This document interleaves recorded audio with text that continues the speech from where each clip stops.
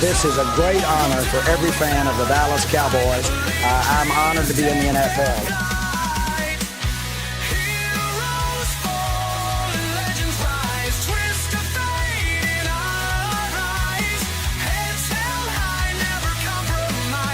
What can I say? Mamba out.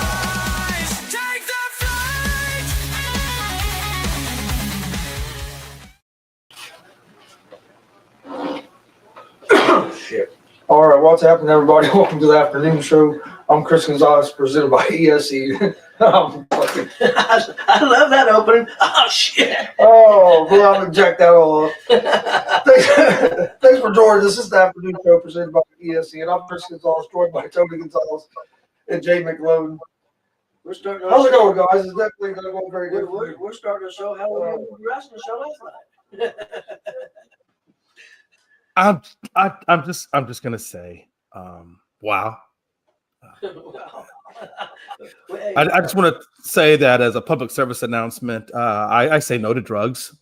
But if you're gonna smoke, don't get seeds and stems. That's all I'm gonna say. Anyway, all right. We did our first show in Illinois last night. How'd that roll? Went pretty well. We were supposed to go live and had some problems with that, so he'll be airing that soon. We was live Saturday. Pretty good show Saturday night, so pretty good weekend. No tired. But pretty good I'm weekend. sure y'all are. Illinois, that's a heck of a drive coming back home.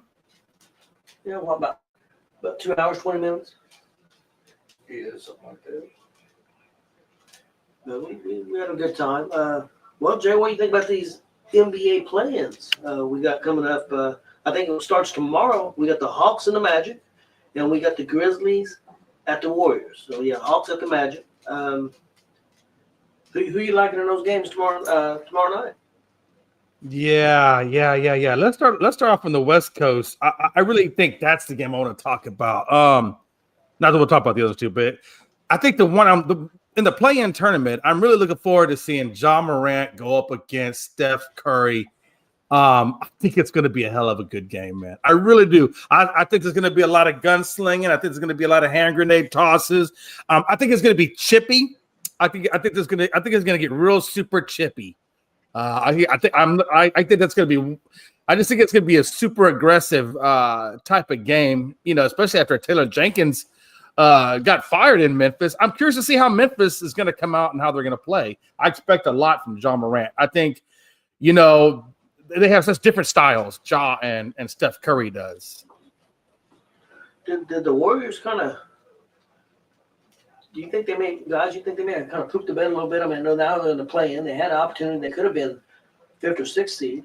Could have possibly moved up to 4th, but then they kind of crapped the bed in the last few games.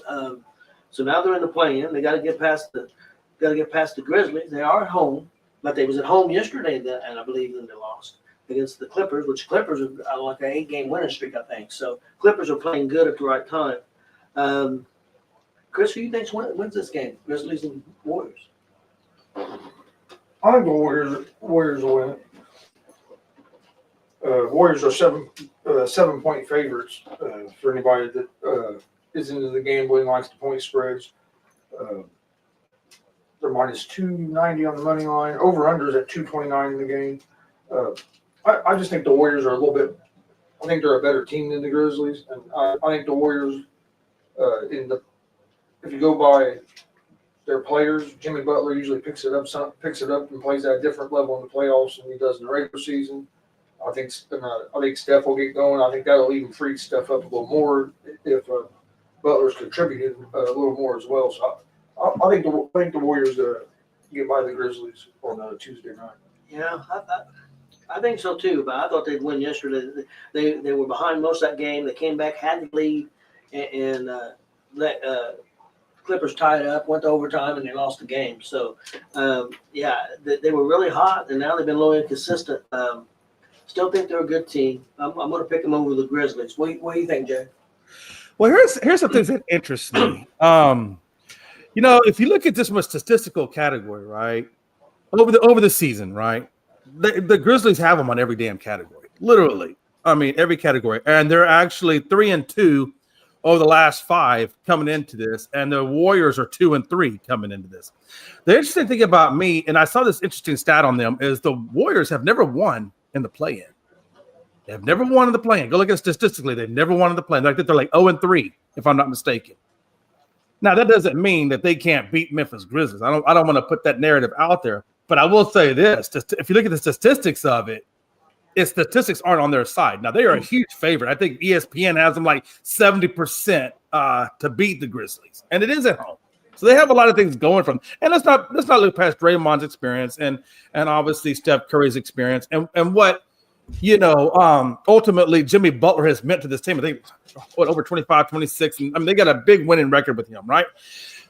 But we do know that Steph isn't 100%. We do know that what's his name? Butler, I think, is battling either a thigh or a groin injury. So even if they do get out of the play-in and they do make it into the playoffs as a 7 or 8 seed, this is not something that you want to have to deal with going into the actual playoffs. You're not getting any time off. I mean, you got the Rockets and a lot of other guys, OKC and so forth, that are going to be on 5 or 6 days of rest. And you got 2 of your key players that are nursing some injuries coming into the playoffs with no rest, and they're going to have to go through this process. And let's be honest, they're going to be up and down that court because, Memphis likes to move the ball. So it's going to be interesting. I think ultimately, past this game, I think they will win. I think they will beat Memphis, and I think they're going to have to get ready for that next whatever. But I am going to pick them to beat Memphis. But I think the bigger storyline is after they beat Memphis, how far are they going to go? I saw Draymond Green came out and said he has said we are going to win. Let me correct myself. Draymond says we are going to win a championship. Okay, that's big talk. Let's see if you can back it up, brother. Because right now, statistically, it's not in your favor. That's true. Then also tomorrow night, the first game is the Hawks and the Magic at the Magic. I'm going with the Magic. I think Magic playing a lot better ball than the Hawks right now. I definitely go with the Magic. Magic had a pretty good run there towards the end of the year and got up to over 500. So they're playing pretty good ball right now. Jay, what do you think? Yeah, I definitely. I'm a, Franz Wagner, Baccaro, that Orlando team. Trae Young is great. He's a great player. But yeah, I think in this one, I'm definitely going to lean towards that same way. I was looking to see if there was any injuries. I couldn't find that injury report. But I was looking at their last 5. They beat Atlanta. Actually beat Orlando, 117-105. Philly and Brooklyn, they're on a 3-game winning streak right now coming into it. So I don't know, man. I'm gonna reverse. I'm not gonna do that. I'm like, nope. I'm gonna go with my gut. I'm gonna go with Atlanta. I think I'm gonna go with Atlanta Hawks. I'm gonna ride Logan Landers, Trae Young, and Clint Capella and see what they do. Chris, what do you think about that game? I agree with you. I like Orlando in this game. Orlando's a 5-point favorite. Over-under is at 216.5. I just like how Orlando's played, right, especially the last month or so. I think they're carrying a little bit of momentum going into the playing game. So I'm gonna go with the Magic. Yeah, and I don't want to discount Jalen Suggs either. That's a hell of a player in Jalen Suggs. I mean, Orlando has a really nasty team over there. Wednesday night, guys, we got the Heat and the Bulls, and the Mavericks and the Kings. Man. Yeah, buddy. It's at the Bulls, so I'm going with the Bulls because they're at home against the Heat. Yeah. You said what was the first game? First game, the Heat and the Bulls at Chicago. Yeah, the Heat and the Bulls. I'm riding the Bulls. After watching what they've done against some of these tougher teams, I don't know, man. Something just feels good about that Bulls team, and I just don't have that same confidence in Andrew Wiggins and the Heat. I'm gonna ride the Bulls on that one. What do you think? I'm gonna go with the Bulls as well, and mainly the way the Bulls have been played since the trade deadline. After they got rid of Levine and them guys, they're playing a lot faster pace. They're kind of playing in kind of a similar style to what the Pacers play. Is what they've kind of turned into since they got rid of a couple guys, and you got some of the younger guys being featured more. So I like the way they've been playing. They play hard. So I'm gonna go with the Bulls. They're a 1-point favorite, so this game's almost a pick 'em. They got the Bulls favored at -112, and the Heat are at -104. So yeah, this game's real close to a pick 'em according to Vegas. And then the second game Wednesday night, we get the Mavericks at the Kings, at the Sacramento Kings. Man, what's the point spread on that one, Chris? That's got to be. The Kings are 5-point favorites. They are, okay. That's a tough one for me. I'm going to go with the upset. I'm going to go with Mavericks.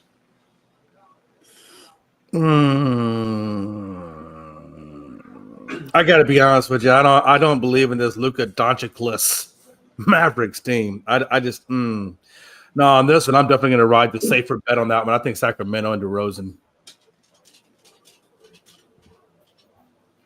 What do you think, Chris? I'll try to see who's all playing for the Mavs.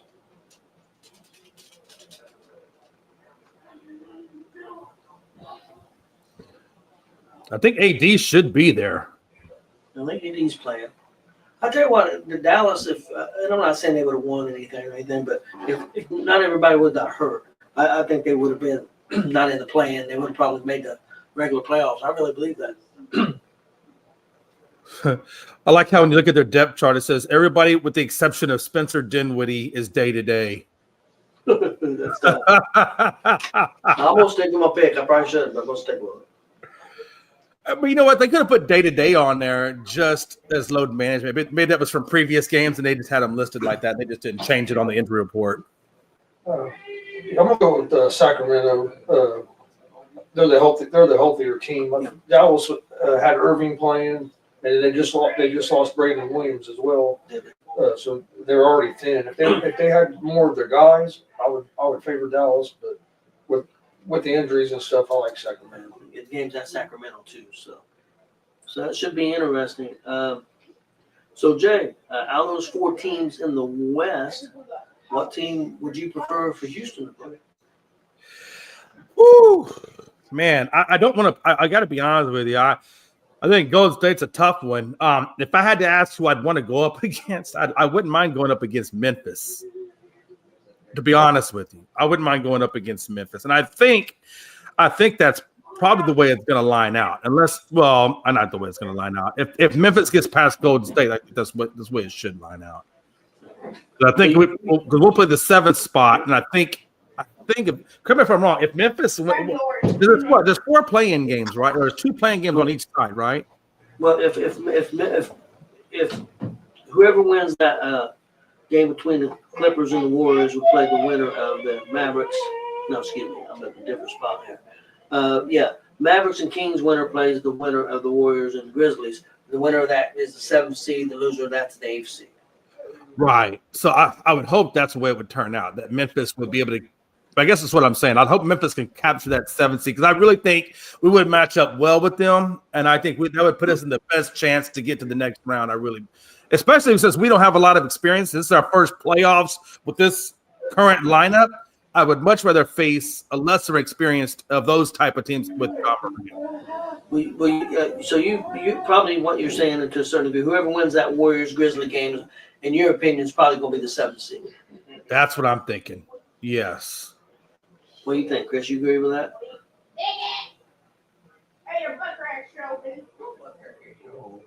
I think so too. I think the winner of that game is the 7th seed. Because I definitely think if they can take out the Warriors, I definitely think that they'll probably take out Sacramento. No, that's the way the playing works. Whoever wins that game is automatically the 7th seed. I thought they played another game. No, the loser that will play the loser. Okay, I misunderstood. Whoever wins between the Warriors and Memphis will be the 7th seed. The loser will play. The loser will play. The loser plays the winner of the other game I misunderstood. to see who gets the 8th seed. Okay, sorry about that. I misunderstood. Yeah. Okay, I get it. Hey, don't worry, Tony. Hey, man, that playing stuff gets me too, man. That mathematics and how it works, I get it too. So, like in the East, the winner of that Magic and Hawks game, they're the 7th seed. Right. And then the loser will play the winner of the Bulls and Heat to see who's the 8th seed. Okay, that makes more sense, really. So the loser of that Memphis and Warriors game still got a shot. Yeah. Okay. The loser of the other game doesn't. the loser of the 9 and 10 seeds, that if you lose that game, you're out. But the loser of the 7 and 8 seed gets a shot at the 8 seed. I wonder why they didn't do it the other way, like the seedings. Like you had the 7th against the 10th, the 8th against the 9th, and then the 2 winners meet, and the winner goes to the 7th seed, and the loser goes to the 8th seed. Because you could do it that way too. Yeah. But okay, all right. Well, we'll see how that goes. Who do you guys think will be the 7th seed in the East? I think it's going to be the Magic because I think the Magic is going to win the 9. Magic would win the 9th, and I think the 8th seed. I think the Bulls are going to beat the Heat, and I think the Bulls would beat the Hawks. So I'm gonna go that way.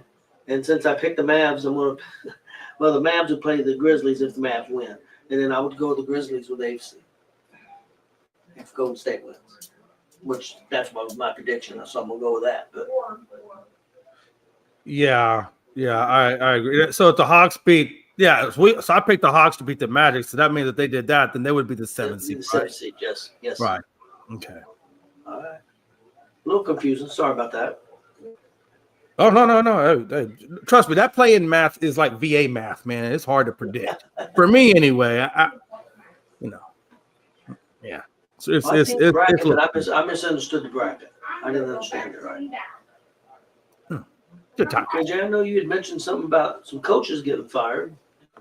Yeah, you know what I saw and I read about this. Let's just start off with the Phoenix situation. Budenholzer gets fired after 1 year. Is it Monty Williams? He got fired after 1 year. So they've literally had 2 coaches get fired in back-to-back. And now it looks like the Phoenix Suns are looking to trade Kevin Durant. So now it's got me thinking, and Bradley Beal is up for discussion. So now it looks to me like Phoenix is going into some sort of a reset, whether it be a competitive reset or just a total reset. It looks like that's the way they're going to trend now.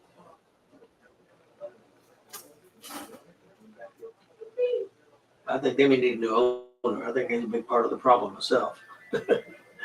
Yeah. He's not scared to spend money. He's proven that. He'll spend the money. I don't think it's Budenholzer's fault. I just think the roster construction isn't great. They went all in on Bill, and that hasn't worked out with bringing him in and try to pair with KD, and you spent with KD and Booker, and you spent so much on Bill that your bench isn't the greatest. But to me, their biggest problem is they don't have a point guard. Devin Booker is not a point guard.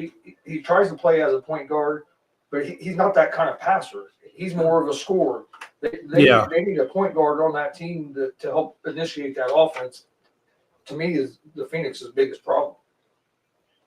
Yeah, because if you go back and you look at when Phoenix was kicking ass, and they were, seriously a competitive team in the playoffs, before they went this big 3 and all this kind of stuff, actually when they actually had a bench with Payne and all those guys and Johnson, they just don't. That's the biggest thing. They don't have chemistry. You look at this team, and they got 3 superstars, but they have zero chemistry. And I agree with about Devin Booker. They need a point guard and put him over to the shooting guard spot. I think that's more of what he really is. But they also don't have a bench. You got the most expensive team right now in the league, but you have no bench, no chemistry, and you got 3 superstars that, quite honestly, aren't functioning well together.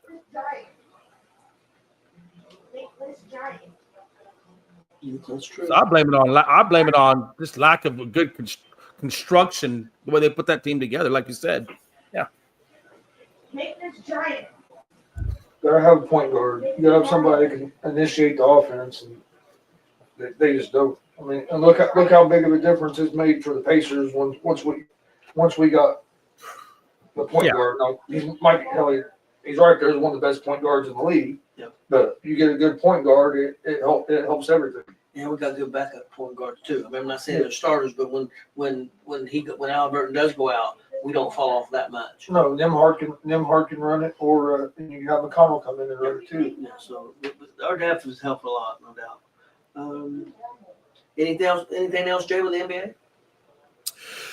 For the NBA, no. I mean, I didn't. I think that's pretty much all the newsworthy stuff, right? I mean, until tomorrow night gets here, man. You know, now it's just a wait and rest up and let's go. Well, we know some of the first round matchups for the playoffs. Yes, we do know some of the matchups. We know. Oh, that's true. We didn't even talk about that. Well, yeah, we got the Bucks and the Pacers. That starts Saturday, WrestleMania Day. But luckily, they're going to play an early game. They're going to play at 1:00. I know Glenn was thrilled about that. We got the Pistons and the Knicks. Of course, the Celtics and the Cavaliers are waiting to see who they play. And then on the other one, we got the Clippers and the Nuggets, and we got the Timberwolves and the Lakers. Rockets and Thunder are waiting to see who they play. So, guys, let's break this down a little bit. Chris, what are you expecting with the Bucks and the Pacers? Well, these are 7-game series, correct? Yes. I'm going Pacers in 6. Yeah. First 2 games will be at home. Yep. I'm gonna go Pacers in 5.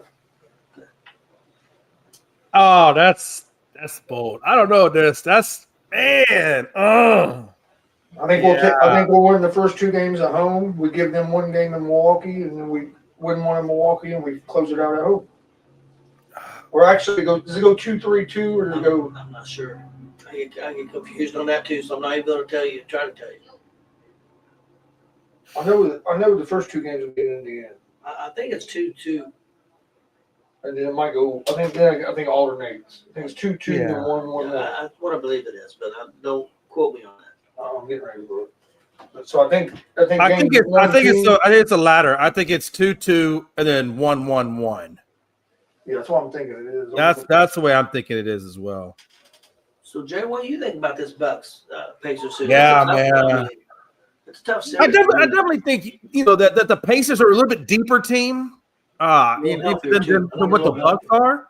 Yeah, I mean, I think you're definitely a little bit deeper. I'm definitely rolling with the Pacers. I don't think it's going to be in 5 though. I do think Giannis is going to put up a fight, and I expect Lillard to put up a fight. So I'm going to say Pacers, and I think it's going to go. I'm going to say 7, but I'm really thinking 6. My gut is telling me 6, so I'm going to go Pacers in 6. Okay, guys, what about the Pistons and the Knicks? Pistons have been playing really well, man, and the Knicks are at home. Yeah. They got the home. I think I'm gonna be bold, guys. I think I'm gonna go with the Pistons for the upset. Oh, that's bold. That is bold. I know they're young. I know they're young, and the Knicks have got a lot more experience. But I think Pistons can get a game at New York, 1 or 2, and set up a shot at it. And I think it could go 6 or 7. I think the best chance for the Pistons to win it at 6. I think going 7 makes it a lot tougher. But I don't think I'm gonna go with the Pistons. And like the Pistons are 3-1 against New York this year. But that's regular season. Playoffs is different. I'm not gonna. Yeah. Oh man, basketball. that's such a hard, because I like the way this young Pistons team is playing right now. Like they're literally kicking on all cylinders over there.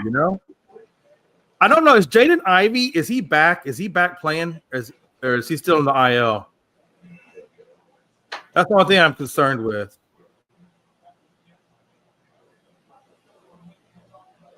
Let me see. I'm pulling them up right now to see if he. So the Pistons announced Thursday that Ivy continues to make progress in his recovery. Yeah, from bro. So that was put out 4 days ago. So I don't think he's played in a hot minute. So I'm gonna assume that he's out until I see something different.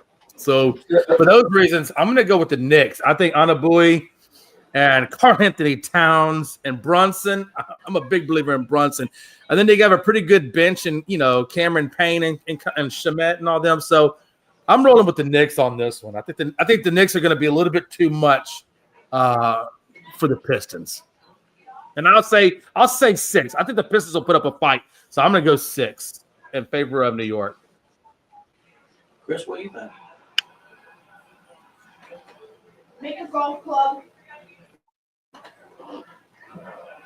I don't know, man. I think this will be a lot closer series than a lot of people think. I think a lot of people think the Knicks are going to go in and just put it on the Pistons. Pistons are a young team, so it's going to be interesting to see how they react in the playoffs. I think the Knicks win the series, but I could see this going to 6 or 7 games. It's just going to be interesting to see how a young team responds against a team in the Knicks that has a lot of playoff experience. So I give the Knicks the advantage there. So I'm going to say the Knicks win game 1 and win the series. I think the Knicks has got the advantage, but I'm gonna go with a gut. Like I said before, I'm gonna go with the Pistons. I've been really impressed with them and the coach. And then one thing about the Bucks, real quick, to go back to that, was that with Damian Lillard, he hasn't played for a long time, No. and he still has, assuming that he might play this series, but they haven't came out and announced it yet. And even if he does play, what kind of shape is he going to be in? Because he hasn't played for over a month, 2 months. Yeah, I think the Pacers are the healthier team, so that's one reason why I like the Pacers. I think they're a healthier team. So, and the Knicks have been banged up too, and I know he's talked about the Pistons with Ivy, but the Knicks is not completely healthy either. I mean, they've been struggling with some injuries. How healthy are they going to be? So that's going to be interesting. We don't know who the Celtics and the Cavaliers. That's something we can touch on later. In the West, we've got the Clippers and the Nuggets. We got the Nuggets, who's been struggling a little bit, and we got the Clippers, who's hotter than hell. Chris, what do you think about that series? It's going to be Nuggets have their home court. I think it's going to be a real good series. Nuggets are 3-point favorites in game 1, but I'm leaning toward the Clippers to win this series. I just don't like all the dysfunction that's been going on in Denver. You just fired your head coach last week, and from all the reports, it sounds like it's been that locker room has been a mess all year with the rift between the coach and the GM, and then players taking sides. So then you have rifts between players. So just with all that going on, and the Clippers have gotten hot and gotten healthy at the right time of the year. So I think the Clippers are going to win this series. I'm going to say in 7 games. Yeah, that's crazy. Yeah, I'm gonna roll with the Denver Nuggets on this, and the reason why I'm running with the Denver Nuggets on this, I know they let their coach go, but one thing I know about James Harden, having played in Houston and a lot of other places, that man disappears in the playoffs. He will be gone, MIA, in the locker room, thinking about something else other than this series. And I don't think Kawhi Leonard is going to be able to handle that all by himself. So for those reasons, and I'm not going against Joker or Murray or Michael Porter Jr. in this. I think that team's going to figure it out. I don't know how far they're going to go in the playoffs, but I definitely think that they'll take out the Clippers. That's my. So I'm going to say, but I do think it'll be. I'm still going to say. I'm going to say. Geez, what am I going to say on that one? That's a hard one. I'm going to say. I think it's going to be close. I'm going to go 7 games in favor of Denver Nuggets. See, it's tough because I'm liking the Clippers a little more than the Nuggets, but that home court advantage with the Nuggets, if it goes 7, I kind of go with Nuggets. But like Chris said, the disarray with the Nuggets worries me. They haven't been playing consistently well in the last 10, 15 games. So that does worry me. Of course, playoff basketball, and you've got a lot of experience on the court with the Nuggets in playoff basketball. Man, it's tough. I'm going the hot hand. I'm going to go with the Clippers. But I'm going Clippers in 6. If it goes 7, it worries me. I don't want to get that 7th game in Denver, so I'm going to go with Clippers in 6. Okay, next up. Hey, but mark my words on that, Tony. When Harden disappears, I want you to say, "Jay, I saw him disappear." Yeah. He stepped up yesterday in a big game. He played well yesterday in a big game. Yeah. It wasn't a playoff. Well, it's kind of a playoff game, but not technically. Plus with Denver, that worries me is Jamal Murray's health. Yeah, he's been struggling with himself. Hey, the bigger question in that game is, how soon do you think it'll be before we see Ben Simmons make an appearance? Hey, let's make a gamble on that one. Okay, guys, Timberwolves. Also, how long do you Lakers. think before we see Ben Simmons? I don't know if we will see him. Timberwolves, Lakers. That Lakers are home court. Yeah. I'm definitely going to go Lakers in this one. I'm definitely going Lakers. I'm not going to go Lakers. Yeah. I'll say Lakers in 6. I was going to say Lakers in 5. I just don't think Minnesota's going to have enough to compete with that Lakers. I just don't see that one. Lakers hasn't played great basketball in the last 10, 12 games, but they've been true. good enough. They've been good enough. I think the Timberwolves will push them a little bit, but I will go with the Lakers, and I'll go Lakers in the 6. Chris, what do you think? I'm taking the T-Wolves by sweep. No, seriously, I think the Lakers win this series, and I think Lakers win in 5 to 6 games. I don't think it's going to be a real long series. I kind of feel like this series the same way I do with the Pacers Bucks. I think it'll be a 5-6 game series. Minnesota might win a game on the road or at home. I mean, I had to mess with Frankie there for a minute because he said the Pacers were going to lose to the Bucks. Yeah. Man, Joe's Joe, got you got Minnesota in 7. What? Yeah. Wow. I'll tell you, listen, hey, if that was ever to happen, if Minnesota was to beat the Lakers, oh man, I don't think we'll see Frankie for days, maybe even months. We may have Frankie on a milk carton somewhere. Okay, Chris, I was going to ask you a little bit about the Masters. How do you feel about the Masters? And am I correct? That's McIlroy's first Masters championship, wasn't it? Yeah, he finally got the career Grand Slam. It took him a while. Excuse me. Ended up going to a playoff hole. I didn't get to watch any of it yesterday. I watched a little bit of it on Saturday. Watched more on Thursday and Friday than I did any day. McIlroy was leading going into the final round yesterday, and was able to hold Justin Rose off in the playoff to win the tournament. I was hoping DeChambeau was going to be able to pull it off. He was right up there. I think he was in second going into yesterday. He struggled a little bit, but it was a good tournament. You had a lot of the big names up there at the top. Scheffler got 4th. Like I said, DeChambeau was tied for 5th. You had Patrick Reed up there, and then McIlroy won. I think is a good thing for golf because he's one of the names that even if you're not a big golf fan, a lot of people know. Yeah, I know who. He's the only golfer besides Tiger Woods that's had a PGA golf game named after him. They've had the Tiger Woods golf. Then they had Rory McIlroy. So I mean, he's basically the biggest guy they have one of the bigger guys. They tried to make him the guy, and then it kind of went sour with the LIV and PGA feud because PGA put McIlroy in a tough spot. But yeah, I thought it was a real good Masters. I wish I got to watch more yesterday because anytime on the Sunday of Masters and it goes down to playoff holes, it's always a great atmosphere and fun to watch. Yeah, I think it seemed like everything that coverage I've seen, a lot of people were happy that McIlroy got that Grand Slam, and I think it was good for golf. I mean, not that golf's been bad. I'm not a huge golf fan. I don't watch a lot of it, but I think it was a pretty good story for golf. I've seen a lot of coverage on it, so that's always good. But the Masters gets a lot of coverage.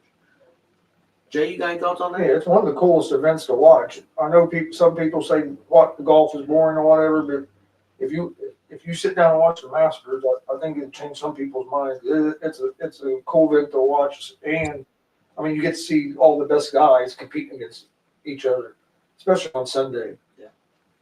Yeah, my biggest takeaway, and this is somebody who doesn't watch golf avidly, but one of the biggest things I did take away from that is just what Roy McIlroy did was number one, he got the career slam, right? That to me, that was the biggest thing. It's like he got the career Grand Slam. That puts him in a very elite company of golfers like Nicklaus, Hogan, Tiger. There's only I think 6 guys that have ever gotten the slam. So That's big. I mean, that's big news. As an Irish golfer, and it's amazing. So I tip my hat to Roy. And on a team, on a career like that, his little daughter hits a 20-foot putt. Wow. That's like the cherry on top of the cake. Real quick, I just wanted to give a shout out to Western Michigan because they're a MAC school and Ball State's in the MAC, and we got here in Muncie and Ball State's a MAC team. We don't have a hockey team, but Western Michigan won the Frozen Four. They're the college hockey champions, and so I thought that's cool. They're not a real big school, and they won it. So I think that's pretty cool. I see Joe's an avid golf fan. I love Joe, man. He got the best lines, man. Joe. So I'd let it stick a fiery coal in my eye before I watch the damn golf. So guys, let's talk a little MLB. I know me and Chris has been happy with we wasn't real thrilled with the start of the season with the Reds, but they're playing good baseball, won 5 out of the last 6, one of the best pitching staffs in baseball right now. Swept the Pirates yesterday, won 2 out of 3 from the Giants. Like Chris said earlier, pre-show, that we should have won all 3 of those. We was up 6-0 and we blew that game. But the Reds are playing well. We're tied for second place. Cubs are in first, 11-7. Jay, how are your Astros doing? Well, we're not doing bad. I mean, we could definitely be doing better. And we actually are getting better, but we're still kind of rough around the edges. We're 7-8. We took the series from the Angels. So that's a good step in the right direction. We won 2 out of 3 against them. Matter of fact, we crushed them on the last one. I think we beat them like 14-1 or something like that. I mean, we actually, and that's what I wanted to see. I want to see this fight out of the Astros, and I think that was one good thing. The only thing that's hurting the Astros right now, honestly, is injuries, kind of, sort of. Arrigetti's now on the injured list for them. It's their pitching. They've got lots of injuries. Matter of fact, they brought Gusto in, and I ain't even seen that guy. And where did this guy come from? I didn't know we even had a guy named Gusto, but he got the win.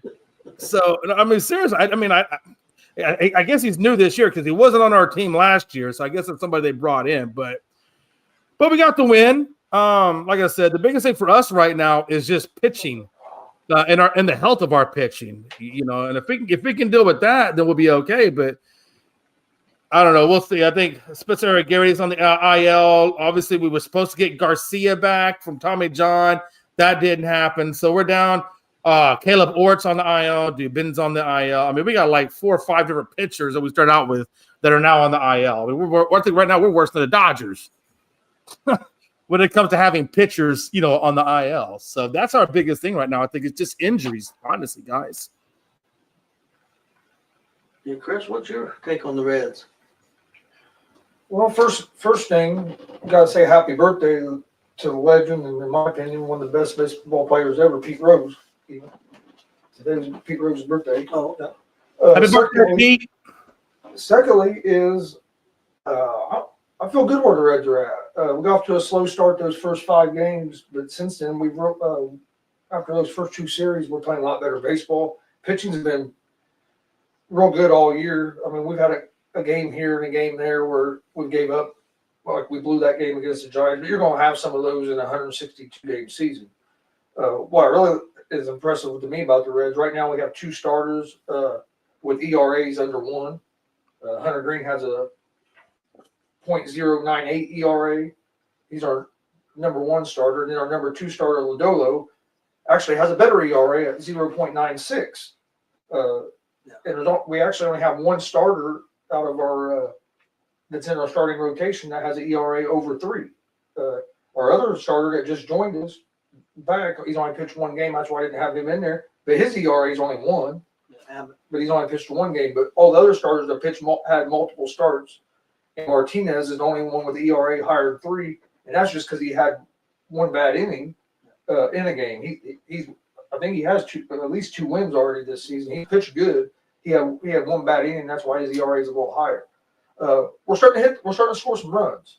That was our problem the first fight. We lost 3 games in a row, 1-0. If we'd been scoring runs, we'd have a winning record right now and be leading our division. Yeah.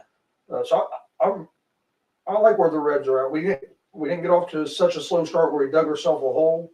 We're still right there, and if we stay healthy and we're starting to get healthier. If our pitching stays healthy, I think we'll be good. And we're getting healthy. We're getting ready to get Hayes back and Tyler Stevenson back, and that's two of our big bats that we were counting on being starters that haven't played at all yet in the regular season this year. So you get them two back. We just got Abbott back, pitcher, and we'll be getting our closer Diaz back here within the next few days as well. So right now things are looking pretty good. I agree. You know, before you go on, you know, we were talking about ERAs and we were talking about batting averages between both of our clubs. I know last show, and I know you guys now look like you're starting to round out and your pitching and your ERA is doing much better. I know Houston was at 197 as a batting average, I think yesterday, and now, or day before yesterday, and now we're at 219. So the hitting is getting better. Yeah.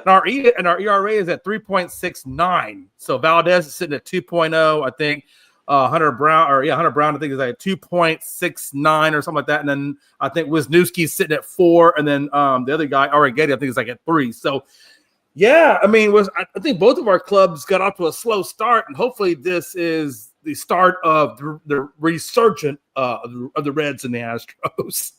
Yeah, in American League East, you got the Blue Jays in the lead right there, 9-7. The Yankees right behind them, 8-7. In the Central, you got the Tigers 9-6 ahead in their division. Of course, the Angels is winning your division.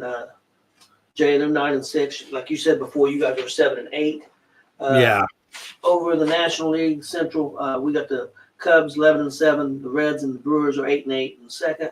In the East, the Mets 10-5. Phillies 9-6. The Braves 4-11. They're still not playing real great. In the West, man, the West Division in the National League is just tough, man. Best team in baseball right now, at least by record, is the Padres 13-3, Giants 11-4, Dodgers 11-6, and Arizona in last place, but they're 9-7. So in some divisions, they would be winning their division if they was in a different division. So very tough division. You know, one of the biggest takeaways I've seen so far is, and I don't know if and I'm sure y'all noticed it too, is the pitching. You know, they're throwing harder, they're throwing different types of pitches, the called pitches and strikes and things of that nature. It just seems like the home runs are down, and batting averages and stuff across the league are kind of down. Yeah, the hitting wise, I think the league's got off. I mean, I know the Yankees got off real hot, but they've cooled way down, and everybody's going crazy about the bats. But you know, that ended up being nothing. Yeah, the batting averages are down. The Reds still are not pounding the ball, but they're getting 5, 6, 7 hits, but they're scoring 3 or 4 runs. And like me, I told Chris, if we could just get up and be batting 230 or 240 with our pitching staff, we're going to win a lot of games. We don't have to bat 280, 290. So if our pitching staff stays healthy, I mean, it's a long season. Anything can happen. Yeah, I'm real happy with what the Reds are doing. I agree, Jay. I think the Astros will get it straightened out. I mean, who would think the Angels would be leading that division right now? And it's very unlikely that they're going to, continue to play this well. But you never know. There's teams come out of nowhere every year, so that can happen. What's the Yankees record? Yankees are 8-7. So. But it blows my mind, like I was telling y'all guys earlier, when you look at the AL as a whole. I mean, 2 teams are at 600. And everybody else is below 600. There's no one team in AL that you can say, "Yep, this is a clear guy." And I understand we're early, but I always say the first month or two, you kind of see who your front runners are going to be, who your middle of the pack's going to be, and who's going to be struggling. And when you look at the AL right now, it's like everybody is on even though we're whatever game's in, we're on a pretty much even playing field right now. There's no clear team. But when you look at the NL side of it, especially on the West. You got 4 teams that are, if they finished out that way, they'd be playoff bound. But then you got the Chicago Cubs, and you got Mets 10-5 right now. Like you can see, there's a clear distance, right, between those teams or in the division. I just don't see that in the AL side of it. No, not right now. But we'll see over the next month or so. I think somebody will get on fire and. Show out and get that better record, because right now it's all pretty well bundled up there in the American League. No, nobody is standing out. If I'd say a team was standing out, I'd say the Angels, just because I didn't think they'd be there right now. I didn't think they'd be 9-6 right now. I think they'd be 3 wins right now. Is what I would be thinking of the Angels. But Yeah. And you know what else though? If you look at the two guys that are making $70 million, and I'm speaking obviously of Ohtani and Soto, neither one of those guys are playing great. You know, neither one of those guys are standing out. In all honesty, if you go look at now, obviously Ohtani should be back probably by the All-Star break, possibly pitching. But if you look at his hitting, it's not like he's giving you lights out numbers right now. I think he's got maybe 2 home runs, maybe. Chris, did I hear this right that the Cubs did lose one of their big pitchers for the year? I'm not sure. I believe Still. I thought I seen where Still's done for the season. I'm gonna pull up Ohtani. Let me see what it's like.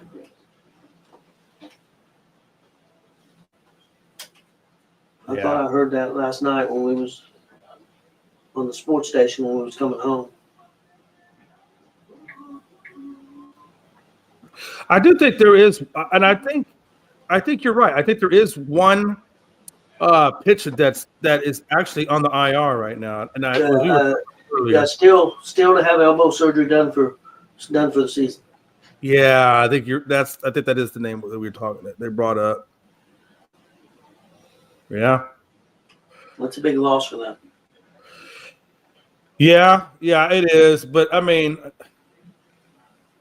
they're playing pretty damn good ball right now. What's their record? We're 11-7. Yeah, they're playing better than us. I don't think they have nearly as many injuries. I mean, IL.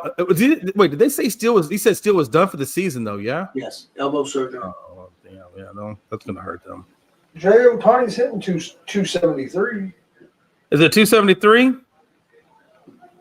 I thought he was. What was his last game? Because I don't think he got a hit last game. I think he struck out a few. He had 3 hits last game. Was it last game 3? Or wait, no, that's the wrong game. But say because that's He didn't have no hits last game, but yeah. I mean, no, I'm not saying 273 is bad. his average was 295 going into the last game. So I guess I guess what I'm saying is, I'm not saying he's playing bad, but at $70 million, Jose Altuve shouldn't have a better average than you at 302 right now. You know what I'm saying? But I think the bigger surprise though is Juan Soto. I got to pull up his ERA. I'm pretty sure because he's been striking out a lot. Let me pull up. Where's the Mets at? Damn it! There it is. Juan Soto. So Soto's batting .250. He has one home run, 4 RBIs, a 794 OPS. But I was trying to look at his strikeouts because I know he's been striking out quite a bit. He struck out quite a bit here recently. But that's not the one I wanted. Dang it.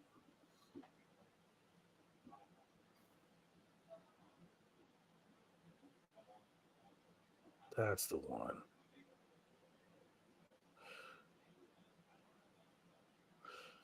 Well, he's not doing as bad as I thought. He's got 5 strikeouts, it looks like, in the month of April. Last 7 days, he only had 3. What the hell was he talking about?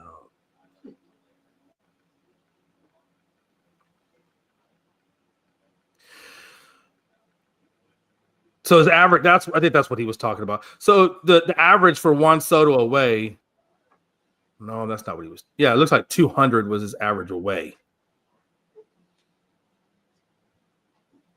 But he's batting 250. I don't know, man. $70 million. I expect more out of you, Juan Soto. I just do. I expect more out of Juan Soto at $70 million. But what were they saying earlier? It's not what they're worth. It's what people are willing to pay. That's true too. And like we also said early in the season, if let's say he's batting 300 at the end of the season, that we'll see. We'll see. It's real early. it hasn't even been 20 games yet. Yeah, we ain't hit 20 games. And yeah. This is still way too early to say anything. Yeah, we're still way too early. Yeah, we're feeling good about the Reds right now. Let's see how we're feeling at the All-Star break. Hopefully we're still feeling good, Chris. Well, I think by All-Star break, because everybody starts out kind of slow to start off the season. You're seeing new pitchers, you're seeing all these new things, whatever. So I think by the end of May, we should know, okay, this is, where these teams really kind of are trending, right? Because by that time, we'll have, how many games we have by the month of May? About what? Close to 35, 40? Somewhere in that neighborhood, maybe? Well, July's usually 80 something, so Yeah, that's Maybe about around right. 50 We or should be so. around 40 or 50 by May. Somewhere in that neighborhood anyway. well, guys, you guys got anything else you want to touch on before we get out of here? I just wanted to talk about obviously that WNBA with Paige Bucker. Obviously now she's getting paid quite handsomely with the Unrival. Now she's part owner, but also playing as a player in it. And then she has her WNBA money, which she should be probably the first pick by Dallas. So I mean, she's getting, and I mean, of course, that's not even her endorsements. That's just on that side of it. So, I mean, that's got to be good for the game of basketball, right? I mean, what Unrival put in like 27 million. I think that was double what the investors had expected to pull in. So obviously, clearly, that league is taking off. And I guess where I wanted to go with that is, you see this taking off and doing extremely well financially. And yet the WNBA, they're obviously operating at a loss for the most part. Is there something wrong in that business metric? It seems like, they should be able to pull that same kind of money as what Unrival is. What are you guys thinking about that? Yeah, I don't know much about how that structure is, Chris. Do you? I mean, they ain't made money. I don't think they've ever made money. I think they had a good year last year, but I think they're so far behind with money. I don't think they made a dent in it. So that's how I kind of see it. So I don't know. They would have to have probably a lot of profitable years to get into the red or into the black. What do you think, Chris? Yeah, WNBA. As far as the WNBA, they're just they said they still lost 50 million last year and they had a big spike in attendance at a lot of the games. Well, at all the Caitlin Clark games, you had a real big spike. You also had more people watching and going to games, like more people watching the games, especially the Caitlin Clark game. But even some of the other games had a little more interest. It seemed like streaming, but they still all lost that money. And with this Unrivaled, yeah, they're paying these players more right now, but it hasn't been. I don't think it's been around long enough. I think right now they have investors and they had a lot of money up front, and that's how they're paying right now. But Right. I'd be interested in seeing this Unrivaled ratings because I'll be honest with you. I think I was flipping through and saw one game on TV. I haven't watched any of it. I'd like to see are people watching? How many people are attending the games? Are they going to be able to sustain and make a profit? I mean, you already have this league that's been around a lot longer that's not making a profit. So it could be hard to start a new league and try to be able to make a profit if you have one that's been around and is established and is still losing 50 million a year. So it'll be interesting to see in the next couple of years how their ratings and stuff are. It was started by Breonna Stewart and Collier, a couple of WNBA players, to help try to these players make more money in the WNBA offseason. So that's why a lot of them Overseas. was going overseas to play. So this was to try to give players the option to be able to play in the United States and make money and not have to go overseas during the off season. But it'll be interesting to see where it goes because hopefully they market themselves better than the WNBA does, and because I think the WNBA. And I'm not just saying the WNBA as an organization, WNBA players included last year, really blew a chance to get really blow that league out of the stratosphere. But instead, they were too worried about being petty and who's going to get credit, and who ain't getting credit, and this and that, and kind of soured some people on it. And I think stalled some of their growth that they could have got out of that last year. Now you're getting another star of Becker's coming, and are we going to see the same thing, or are you going to start seeing these players kind of? You get a lot farther if you're supporting each other than you do if you're trying to hate against each other. Chris? I totally get that. I mean, I feel like women's basketball across the board, all the way up to even up to the Olympics, has just missed out on a lot of opportunities. I felt like Caitlin Clark was an obvious choice to put on the Olympic team to bring awareness. I mean, not only is she a good basketball player, but she obviously has a lot of traction in the marketing side of things, and that would have been a great way to market women's basketball by having her part of the Olympic team. You know what I'm saying? And I feel like they missed some opportunities from a marketing standpoint that they really should have capitalized on. But yeah, we'll see. Pacers win the championship. Pacers win the championship. Who's that picture of the blue, the bunch of blue something and the Smurf? Yeah, I heard something. What was it called? I couldn't remember what they called them last night. Yeah, it's one of the pro wrestlers on there, Christian Cash. He wrestles all over the state. We see him all the time. He's a nut. He's a great dude, but he's all indie, man. He's going for the Fever. He's going for the Pacers. He's going for the Colts. He said, "This is going to be the end of this year. We're going to win." What do you must be? Do you live in Indy? You must have a big following in Indy. I'm He assuming. lives in Indy. Okay. He has a big following wherever he goes. Well, I was just wondering if Christian Taylor was just the pseudonym for Big Glenn. No. They're not one of the same. He's not just coming up in here as a different name. Okay. But Big Glenn would have to get a hell of a suntan if he's going to be Christian Taylor. Well, I got one time. You can't tell it now, but I used to be a dark-skinned person. Okay. If you say so, I'll take your word for it. Hey, no, seriously. I know we're out of time, so let me just end it with this. I did go to seriously back in the day, about 2 or 3 years ago. Me and Melanie walked in because we want to start getting tan. Like we want to start getting some color. We were too pasty. And so I walk into this place, this young girl, she's probably about 23, 24, and she said, "Okay, sir, what exactly is it you're looking for?"